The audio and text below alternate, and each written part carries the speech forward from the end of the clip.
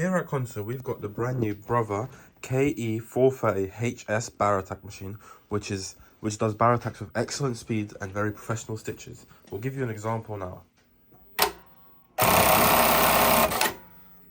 As you can see, it is producing a Bartack stitch on straps like these. But however, if you would like to wish to change the function of the stitch or make it wider or more longer, you are able to do that from this control panel.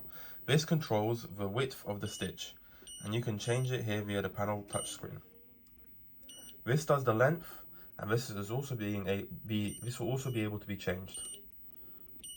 And this does the speed, so if you prefer the machine to sew slower or faster, you are also able to adjust that here.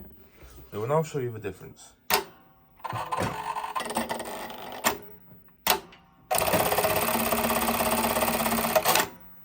As you can see, the stitch is slightly thinner and a bit longer.